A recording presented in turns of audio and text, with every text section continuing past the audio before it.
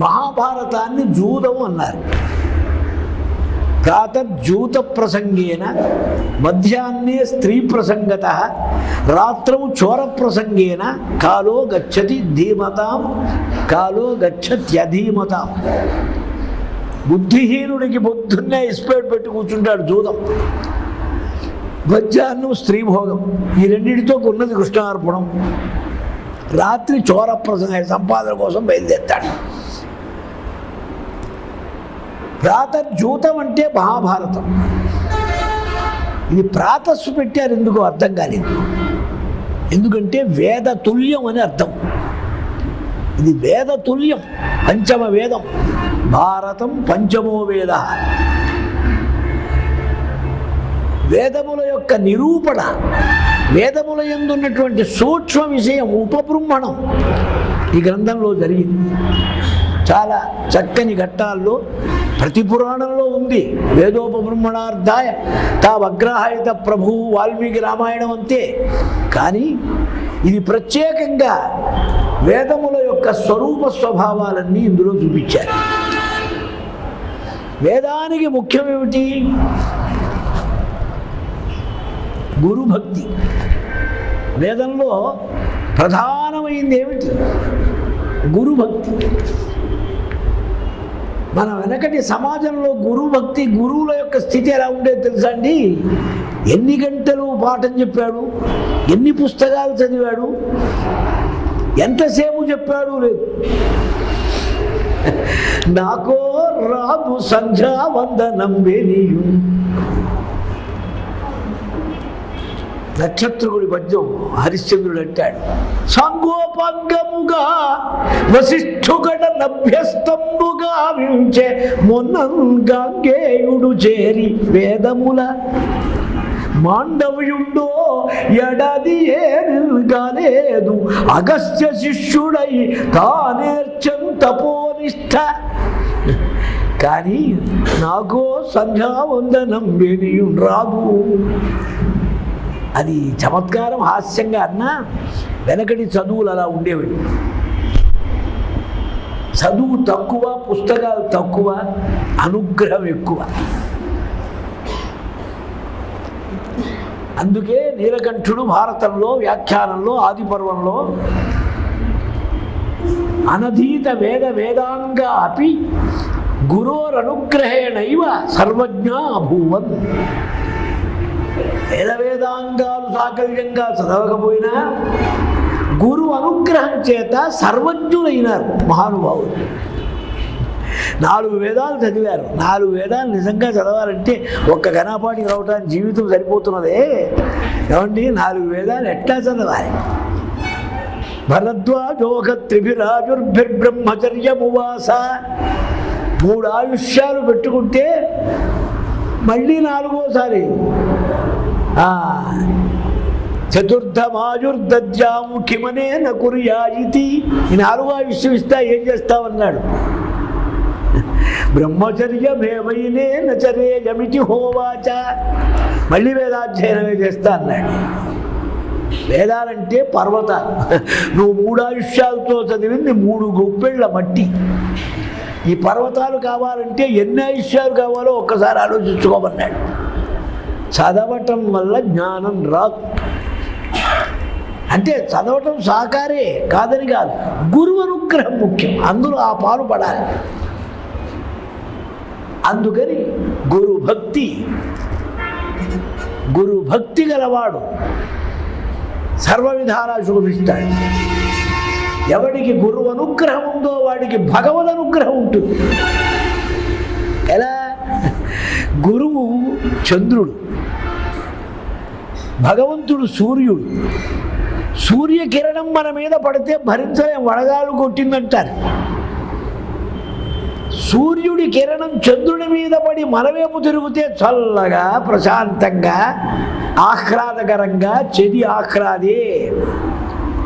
అలాగే భగవద్ అనుగ్రహం పొందిన సద్గురువుల కటాక్షం మనవేపు తిరిగినప్పుడు మనం కృతార్థులం అవుతాం. ఈ గురుభక్తే ప్రధానంగా కథలో కూడా దృష్టాంతం అర్జునుడు. వ్యతిరేక దృష్టాంతం కర్ణుడు, గురువు తిరస్కారం గలవాడు. గురు తిరస్కారం కలిగి గురు శాపగ్రస్తుడైన వాడిని రక్షించేవాడు లేడు. శివే రుష్టే గురుస్త్రాత గురవు రుష్టే న కశ్చన. ఈ వేదము యొక్క స్వభావాన్ని మహాభారతం సంపూర్ణంగా చూపించింది ఇక్కడ. అందుకనే యజుర్వేదం ఇచ్చి తస్య యజురేవ శిరః, వేద పురుషుడికి యజుర్వేదమే శిరస్సు. శిరప్రాయమైనటువంటి యజుర్వేదాన్ని వైశంపాయనుడికి ఇచ్చారు వ్యాసుల వారు. ఆ వైశంపాయనుడికే మహాభారతం ఇచ్చారు. ఈ రెండు నువ్వే అధ్యయనం చేయమని. ఈ అధ్యయనం చేసిన వైశంపాయనుడే ఈ మహాభారతానికి గురువుగారి సమక్షంలో జనమేజయుడికి వినిపిస్తాడు సర్పయాగ సమయంలో. కనుక ఇక్కడ ఈ భాగంలో కథలో ప్రధానమైంది ఏది? జూతం. వాళ్ళిద్దరు జూతం ఆడకపోతే అసలు ఏ ప్రసంగం లేదు. సీతను ఎత్తుకోపోతే రామాయణం లేదు, స్త్రీ ప్రసంగం. ఆ వెన్న దొంగతనము, పాలు దొంగతనము కృష్ణయ్య చేయకపోతే భాగవతం ఏమీ లేదు. అంతా అదేగా కృష్ణ లీల అంటే. రామలీల అంటారు. రాముడికి లీల ఎక్కడిది? ఏదో ఢిల్లీలో ఉంది రామలీల మైదానం అని. అది తులసీదాసు ఒకే సెంచరీలో ఉన్నారండి ముగ్గురు మహానుభావులు. వీళ్ళకు భగవంతుడి లీలా విలాసాలు పొగడటంలో ఆలోచన ఎక్కువ. బాగా ఆలోచిస్తే తెలుస్తుంది. ఒకరు బొమ్మెర పోతన, ఇంకొకరు అన్నమాచార్యుడు, మూడో ఆయన తులసీదాస్. ఇప్పటికి 404 శతాబ్దాలు దాటి వీళ్ళ యొక్క ఈ ముగ్గురి పోకడ ఒకటే. ముగ్గురు శృంగార ప్రియులే, ముగ్గురు లీలా విలాసాల మీద భావం గలవారి. నేను బాగా కంపేరిటివ్గా చూశాను. అదంతా కొంచెం రీసెర్చ్ మైండ్. మొదటి నుంచి పురాణం చదివి శ్లోకం అర్థం చెప్పడం కాదు. తులసీదాస్ హిందూ రామాయణం చూస్తే, పోతన్న గారి భాగవతం చూస్తే, అన్నమయ్య గారి కీర్తనలు చూస్తే వీళ్ళు ఒకరితోడు కాపీ కొట్టారా అనిపిస్తుంది. ఆ ముగ్గురు యొక్క పోకడ ఒకటి. ఒక సమయం, ఒక్కొక్క సమయంలో అలా వస్తారండి మహానుభావులు, మనకు తెలియదు. మహారాష్ట్రలో చూడండి, ముగ్గురు మహానుభావులు పుట్టారు ఒకే సమయం. గజానన్ మహారాజ్, షిరిడి సాయిబాబా, వాసుదేవానంద సరస్వతి స్వామి మహారాజ్, టెంబే స్వామి వారు. టెంబే స్వామి వారి దగ్గర రహస్యమైన వేదాంత శాస్త్రం చదివారు మా తాతగారు అమరావతిలో. 3 నెలలు వచ్చి ఉన్నారు టెంబే స్వామి వారు. ముగ్గురు వీరు ఒకే సమయం. శ్రీ ముగ్గురు దత్తాత్రేయ అవతారములనే పేరు. షిరిడి సాయిబాబా దగ్గరికి భక్తులు పెడుతూ ఉంటే వాసుదేవానంద సరస్వతి స్వామి వారు టెంకాయ ఇచ్చి మా అన్నయ్యకి ఇవ్వమన్నారు. ఆ రోజుల్లో పాపం ఎండాకాలం నడిచెడుతున్నాడు, స్నానం చేశాడు ఆ బ్రాహ్మడు. ఈ ఆకలి అయింది, టెంకాయ కొట్టుకో తిని ఏవో ఇంకా 2 టెంకాయలు మంచిగా కొనుక్కొని తీసుకెళ్ళాడు. బాబా గారు రాగానే అడిగాడు, ఏమిరా మా సోదరుడు ఇచ్చిన టెంకాయ ఏం చేశావని. కాదండి వేరే టెంకాయ, 1 కోటి టెంకాయలు అయినా ఆ టెంకాయ అవుతుందా అన్నారు. ఒకరోజు సాయిబాబా గారు గోడ పక్కన గోనె పట్టా వేసుకో పడుకున్నారు దుఃఖంగా. ఏం బాబా ఇట్లా పడుకున్నావంటే, మా సోదరుడు శరీరం వదిలాడు, నీకేం తెలుసున్నాడు గజానన్ మహారాజ్ సంగతి. గజానన్ మహారాజ్ చెప్పాడు ఓ రోజు, ఈ మహాపురుషులండి వాళ్ళ యొక్క ఆచారాలు అక్కడ. ఆచారం అనేది ఓ స్థాయి వరకే, అది దాటితే ఆచారం లేదు. దాని కింద ఏమీ లేదు. పిల్లవాడికి ఏం ఆచారం ఉంది? మట్టి ఓ చాక్లెట్ ఇస్తే 3 కొనుక్కో తింటారు. కొంచెం సెన్సిటివ్ మైండ్ అయినప్పుడు గుడ్డడ్డం పెట్టి కాకింగిల్ అంటాడు. ఇంకా ముదిరితే ఆ సహాయం చేయ నోట్లో పెట్టే వేలు పనికిరాదు. అజ్ఞానంలోనూ ఆచారం లేదు, జ్ఞానం ముదురుతేనూ ఆచారం లేదు.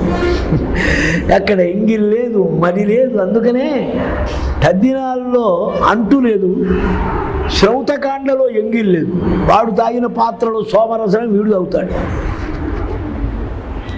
ఎందుకంటే ముదిరిన కొద్దీ వీళ్ళెవరు అని చూపించడం, అంతకంటే ఏంలే.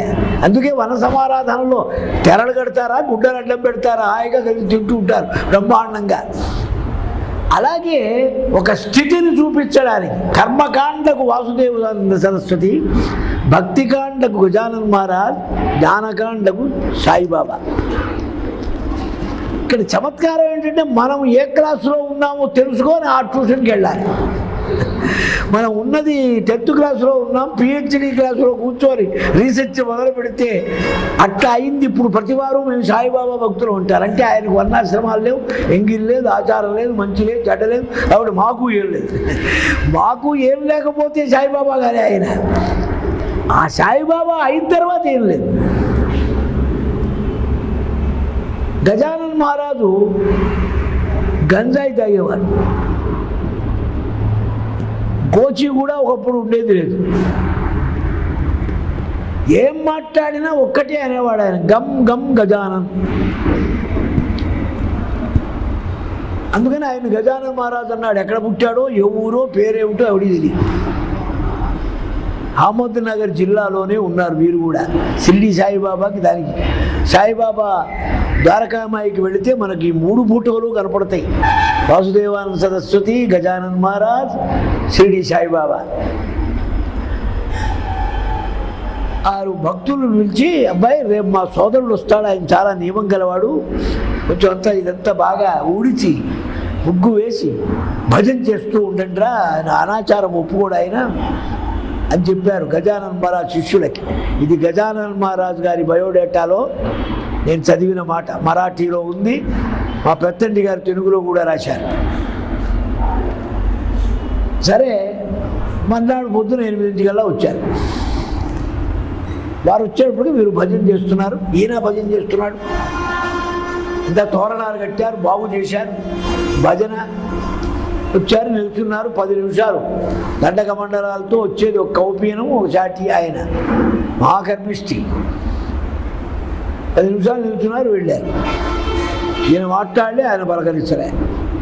వెళ్ళిన తర్వాత శిష్యుడు అడిగారు, ఏమయ్యా నిన్న నుంచి మా దుంప తెచ్చావు, ఇదంతా కడగలేక చచ్చాం, ఎంత బాగు చేశాం, తోరణాలు కట్టాం.